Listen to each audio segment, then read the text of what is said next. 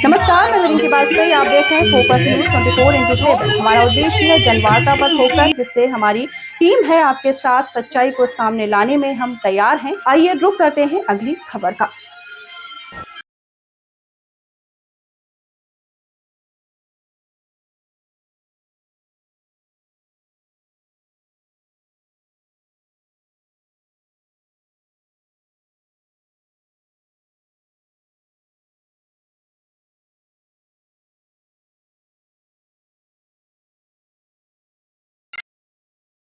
कहा जाता है कैसे? कदम से जब कदम मिलते उन्हें पग संग कहते हैं। कदम से जब कदम मिलते उन्हें पग संग कहते हैं। मिटा दे जो हजारों घर उसी को जमीन कहते हैं। मिटा दे जो हजारों घर उसी को जमीन कहते हैं। और मिटाकर हर बुराई को, मिटाकर हर बुराई को बहाकर प्रेम की गंगा मिला दे सबको आपस में उसे सत्संग कहते हैं। मिला दे सबको आपस में उसे सत्संग। सत्संग चल रहा है, सत्संग में ही अपरिचित लोगों का मिलन होता है और वही अपरिचित अपने हो जाते हैं, फिर वो अपरिचित अपरिचित नहीं रह जाते हैं। जैसे प्रधान जी हमें सर्वप्रथम बिंदाल नगर में मिले थे और बिंदाल नगर से यहाँ मिलन हो रहा है। तो ये सत्संग की राह ऐसी है जहाँ अपने भी मिलते हैं, पराई भी मिलते हैं और महाराज पराई भी अपने हो जाते हैं। एक सत्संग की लाइन भी ऐसी है राय। सबरी मैया ने देखा, मतलब ऋषि ने कहा कि बेटी रात के 12 बजे घर से क्यों चली आई? सबरी मैया ने पूरी कथा सुनाई। पूज्यपाद गोस्वामी महाराज कहते हैं सबरी के आश्रम में भी आए, सबरी के घर में भी आए, क्योंकि मतंग ऋषि का नाम जब जुड़ा तब सबरी का नाम उभर के बाहर आ गया। मतंग ऋषि ने पूछा, बेटी मैं तो कहता हूँ कि तू वापस चली जा, इस घोर जंगल में रहने से अच्छा तू मेरे कहने से मेरी बात मान ली कि तू यहाँ से वापस अपने घर चली जा। सबरी मैया ने कहा गुरुदेव मैं चली जाती वापस, लेकिन अब मैं नहीं जा सकती हूँ। मतंग ऋषि ने कहा क्यों नहीं जा सकती हो? बोले महाराज अगर जो नारी एक रात के लिए घर से बाहर चली जाए, पहरी पार करके बाहर चली जाए और एक रात बाहर हो आए तो दोबारा उसे उस घर में स्थान नहीं मिलता है। इसलिए गुरुदेव अब मैं वापस नहीं जा सकती हूँ। तो बेटी तू किसके सहारे रहेगी? मैं उस श्याम के सहारे रहूंगी, मैं उस राम के सहारे रहूंगी जिन्हें लोग भगवान कहते हैं। मतंग ऋषि ने कहा क्या बात करती हो बेटी, मैंने अपना जीवन पूरा लगा दिया है और मुझे वो आज तक ना तो श्याम मिला, ना राम मिला, ना मुझे आज तक भगवान मिले, और तू कहती है मैं उस भगवान के सहारे रहूंगी। सबरी मैया ने कहा हाँ मैं उन राम के सहारे रह लूंगी इस घोर जंगल में। मतंग ऋषि ने कहा मैंने आज तक नहीं देखा, मैंने आज तक नहीं सुना, तूने कहाँ सुना? सबरी मैया ने कहा मैंने सुना है, मैंने देखा नहीं है, मैंने केवल सुना है। श्रीमद् भागवत महापुराण में लास्ट अध्याय में गोपियां कह रही है मैंने सुना है, रुक्मिणी मैया कह रही है मैंने सुना है। कुंदनपुर के ब्राह्मण को श्लोक लिखे जब 7 श्लोक, वही जो मंडप के नीचे परिक्रमा लगाए जाते हैं ब्राह्मण लोग बोलते हैं, उन्हीं श्लोकों का रुक्मिणी मैया ने प्रयोग किया और पत्रिका लिख करके कुंदनपुर के ब्राह्मण को दी और ब्राह्मण देवता ने कहा तुमने इन्हें देखा है द्वारकाधीश को? रुक्मिणी मैया ने कहा मैंने देखा नहीं है। तो तुम्हें ये कहीं मिले हैं? मुझे ये कहीं मिले नहीं है। तो फिर तुमने इनको कैसे अपना वर प्राप्त किया है? रुक्मिणी मैया ने कहा मैंने सुना है, मैंने देखा नहीं है। सबरी मैया कह रही मैंने सुना है, मैंने देखा नहीं है। और 2 पंक्ति में भागवत के गोपियों का ये, और जो सुनने की चर्चा सबरी मैया ने की, श्रवण मंगलम श्रीमदाततम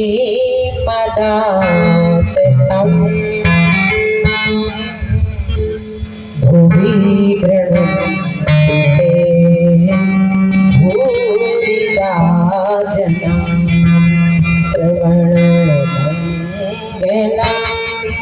श्रीमदाततं भुवि गृह्णन्ति भूरिदा जना तव कथामृतं तत्जीवनम् कविभिरेदतं कल्मषापहं कविभिरेदतं कल्मषापहं तव कथामृतम, तुम्हारी कथा सुन करके मैंने सुना है जाता है, वही भूरी भूरी प्रशंसा गाने लगता है। तो जब भूरी भूरी प्रशंसा को कुंदनपुर के ब्राह्मण ने सुना, भूरी भूरी प्रशंसा को मतंग ऋषि ने सुना, तो पूछ दिया कि तू किसके सहारे रहेगी। सबरी मैया ने कहा मैं उन राम के सहारे रहूंगी। मतंग ऋषि ने सोचा घर वापस क्यों नहीं जा रही है। सबरी ने कहा मैं घर वापस जाऊंगी तो जाने को चली जाऊंगी, लेकिन एक गुरुदेव जो प्रेम मुझे अभी तक मिलता रहा, अब मुझे वो प्रेम पुनः मिलने वाला नहीं है, क्योंकि एक रात जो नारी बाहर निकल जाती है फिर उसे दोबारा वो इसलिए वो प्रेम मिलने वाला नहीं है। इसलिए मैं घर वापस नहीं जाऊंगी, मैं उन राम के सहारे इसी जंगल में अपने जीवन को व्यतीत कर लूंगी। रही मन धागा प्रेम का मत तोड़ो चटका, तो टूटे से ना तुरंत है तुरंत गांठ पड़ जाए। अब वो प्रेम नहीं मिलेगा। जैसे कि माला मोतियों की टूट गई, टूटने के बाद माला पुनः फिर बनाई जा सकती है, लेकिन जब दोबारा माला बनाई जाएगी तो वो माला अपने गले में जब पहनी जाएगी तो वो माला चाहे जितनी बार उस गांठ को पीछे करना, लेकिन वो कब गांठ बाहर आ जाए आगे आ जाए इसका कोई भरोसा नहीं।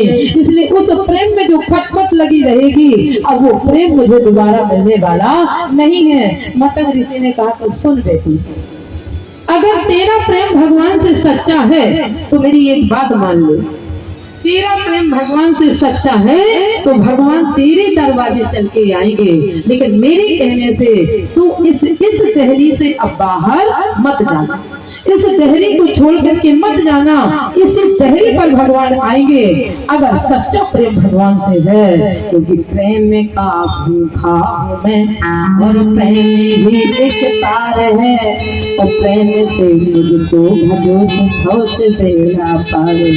भगवान कहते मुझे प्रेम प्यारा है, राम ही केवल प्रेम प्यारा जाने जो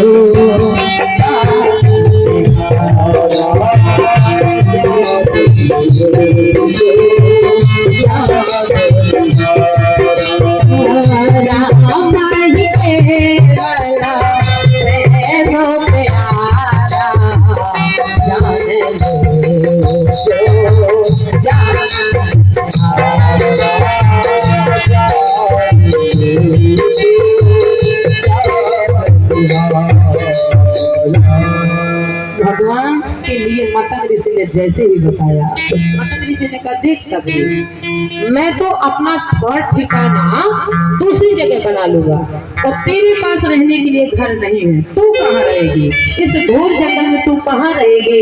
इसलिए मैं तो अपनी जगह दूसरी बना लूंगा, मैं अपना ठिकाना दूसरी जगह बना लूंगा, लेकिन ए सबरी मैं अपना आश्रम तुझे दे देता हूँ और इस आश्रम में तू रह करके भगवान को प्राप्त करेगी। इस आश्रम से तुझे बाहर जाने की जरूरत नहीं है। और जैसे ही महाराज मतंग ऋषि ने कहा, उनके वचनों को सुनकर के सबरी मैया ने मान लिया, क्योंकि महाराज भगवान कहते हैं शरीर वही पावन है, शरीर वही सर्वश्रेष्ठ है जो दूसरे के दुख में शामिल होकर के अपने को निछावर अपने के लिए किया तो भगवान जानते हैं ये तेरे परिवार के है, और दूसरे के लिए अरे सारे से धर्म नहीं भाई पर पीड़ा सब नहीं माई। दूसरों के लिए भगवान को अगाध प्रेमी लगने लगता है, अगाध भक्त से अच्छा लगता जाता है कि ये दूसरों के लिए है। तो भगवान कहते हैं महाराज मतंग ऋषि ने अपना बना बनाया और सबरी को सौंप दिया। पूज्यपाद गोस्वामी महाराज ने कहा समझे, सबरी के घर में भी राम आए हैं और सबरी के आश्रम में भी राम आए हैं। क्यों? बोले महाराज मतंग ऋषि कहा जाता है बस्ती से तो दूर बनता है उसे आश्रम कहते हैं, जो बस्ती के बीच में बनता है। बस्ती समझते हो, गांव समझते हो, जो गांव के बीच में बनता है उसे घर कहते हैं और जो गांव से बाहर बनता है उसे आश्रम कहते हैं। पूज्यपाद गोस्वामी महाराज कहते हैं मैंने इसीलिए लिखा है कि सबरी के आश्रम में भी भगवान आए हैं और सबरी के घर में भी भगवान आए हैं। जब तक उस आश्रम में किसी पुरुष का निवास होता है तब तक उसे आश्रम कहा जाता है, और जब उस आश्रम में पुरुष चला जाए और महिला का निवास हो जाए तो फिर वो घर हो जाता है। बाबा गोस्वामी महाराज कहते हैं आश्रम तो मतंग ऋषि का था, जब मतंग ऋषि ने सबरी के हवाले कर दिया तो बाबा कहते हैं सबरी ठीक राम ग्रह आए और गुरु के बचन समझे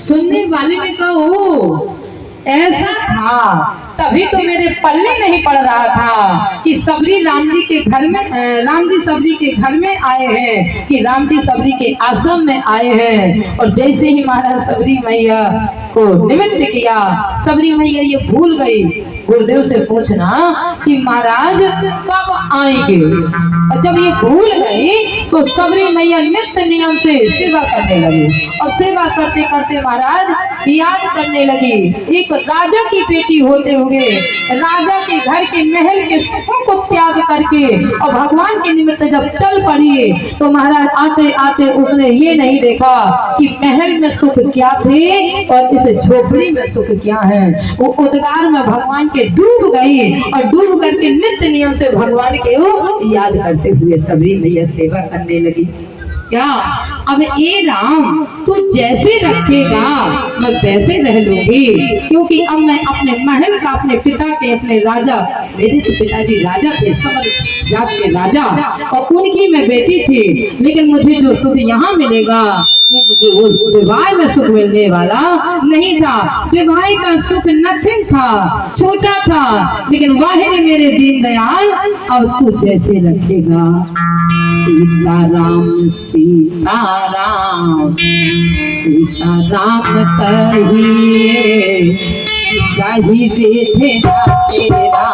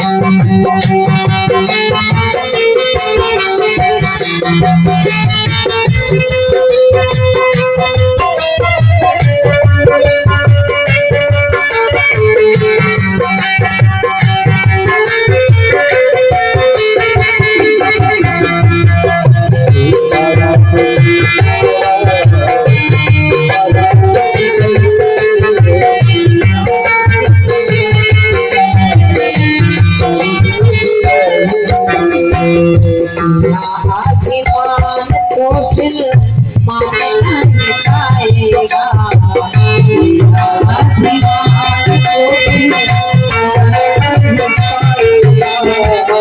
होगा प्यारे बंदी जो जी को खाएगा, होगा प्यारे